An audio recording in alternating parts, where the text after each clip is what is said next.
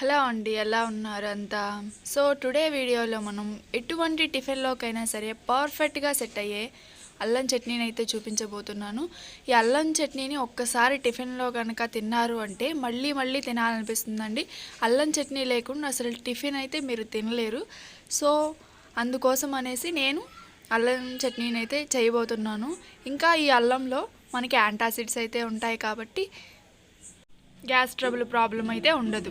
జీర్ణశక్తిని కూడా బాగా పెంచుతుంది కాబట్టి అల్లం చట్నీని మన టిఫిన్లో ఇంకా మన వంటల్లో వాడటానికి అలవాటైతే చేసుకోండి. దీనికోసం నేను 100 గ్రామ్స్ ఆఫ్ అల్లాన్ని తీసుకున్నాను. ఈ అల్లాన్ని జింజర్ని శుభ్రంగా కడిగేసి ముక్కలు కూడా కట్ చేసుకున్నానండి.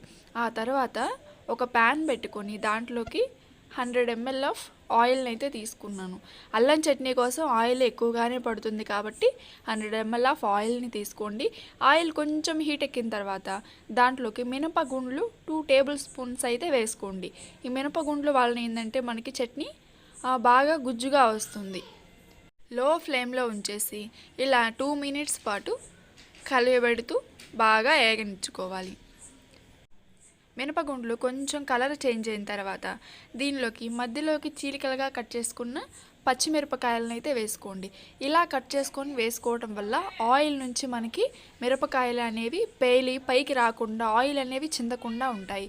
కాబట్టి ఈ విధంగా చీలికలుగా చేసుకోండి.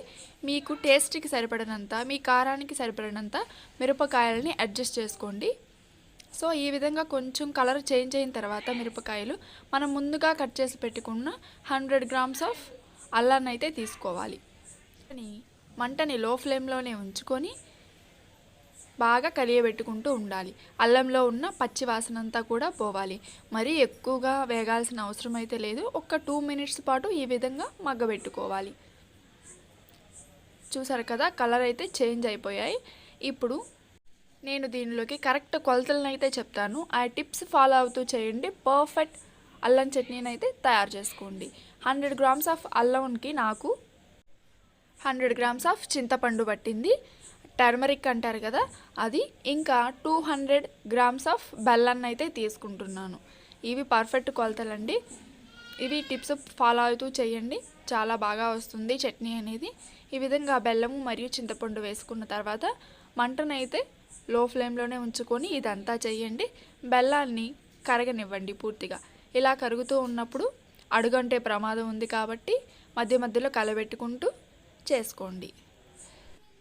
అల్లం అనేది జీర్ణశక్తిని బాగా పెంచుతుందండి. ఇంకా మన కడుపులో ఉన్న అల్సర్స్ ఏమన్నా ఉంటే తగ్గిపోతాయి. అంటే కడుపులో పుండ్లు ఏమన్నా ఉన్నా కూడా ఈ యొక్క అల్లం వల్ల తగ్గిపోతాయి. కాబట్టి తప్పకుండా టిఫిన్స్లో ఇది అలవాటు అయితే చేసుకోండి. ఇంకా పిల్లలకి కూడా చిన్నప్పటి నుంచి అలవాటు చేయడం వల్ల వాళ్ళు కూడా ఇష్టంగా తింటారు. అల్లాన్ని మనం తక్కువ క్వాంటిటీలో తీసుకున్నా సరే చట్నీ మనకి ఎక్కువగా వస్తుంది కాబట్టి ఒక్కసారి స్టోర్ చేసి పెట్టుకుంటే మనకి 1 month 1.5 month వరకు ఉంటుంది. ఫ్రిడ్జ్లో స్టోర్ చేసుకోవాలండి. నాకు ఇక్కడ మిరపకాయలు కొంచెం కారం తక్కువగా ఉన్నాయి కాబట్టి నేను 4-5 ఎండుమిరపకాయలను అయితే వేసుకున్నాను. ఈ మిశ్రమం అంతా కూడా పూర్తిగా చల్లారిన తర్వాత మిక్సీ జార్లోకి కన్వర్ట్ చేసుకొని మిక్సీ పట్టుకోవడమే. దీంట్లో వాటర్ అనేవి కూడా యాడ్ చేసుకోవచ్చు. మధ్య మధ్యలో వాటర్ని కూడా యాడ్ చేసుకుంటూ మెత్తని పేస్ట్ లాగా మనం గ్రైండ్ చేసుకోవాలండి. తగినంత ఉప్పును కూడా వేసుకోండి. ఫస్ట్లోనే నేను ఆ క్లిప్ అయితే మర్చిపోయి వేశాను. సో గ్రైండర్లో వేశారు, మీరు పెద్ద మొత్తంలో చేస్తే గ్రైండర్లో వేయండి. గ్రైండర్లో వేస్తేనే ఇంకా బాగా మెదుగుతుంది. సో నేను చిన్నగా చేస్తున్నాను కాబట్టి, కొంచెమే చేస్తున్నాను కాబట్టి నేను మిక్సీ జార్లో వేసుకున్నాను. మిక్సీ జార్లో వేసుకున్నప్పుడు మనకి మెదగడానికి కొంచెం టైం అయితే పడుతుంది. ఓపిక్గా మనం మిక్సీ పట్టుకోవాలి. మధ్య మధ్యలో వాటర్ని అయితే యాడ్ చేసుకుంటూ చేయండి. వాటర్ని యాడ్ చేయడం వల్ల మనకి పాడైపోతుందేమో అన్న భయం అయితే లేదు.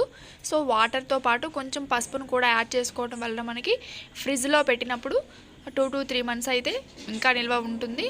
కాబట్టి తప్పకుండా ట్రై చేయండి. ఇక మిక్సీ పట్టుకున్న తర్వాత మనం ముందుగా వేయించి పెట్టుకున్న కళాయిలోకి ఈ మిక్సీలో ఉన్న చట్నీని మొత్తం దీనిలోకి టర్న్ చేసుకొని ఇంకా మిక్సీ జారు కూడా కడిగి అందులో పోసుకోవచ్చండి. వాటర్ ఎక్కువగానే పడతాయండి, నో ప్రాబ్లం. ఇక ఇంతేనండి, చట్నీ అయితే మనకి రెడీ అయిపోయింది. దీన్ని ఇంకా తాలింపు పెట్టుకోవడమే. ఇందులో మనం మినపప్పు వేసాం కాబట్టి వాటర్ పోసే కొద్దీ పీల్చుకుంటుంది, మంచిగా గుజ్జులాగా తయారవుతుంది చట్నీ.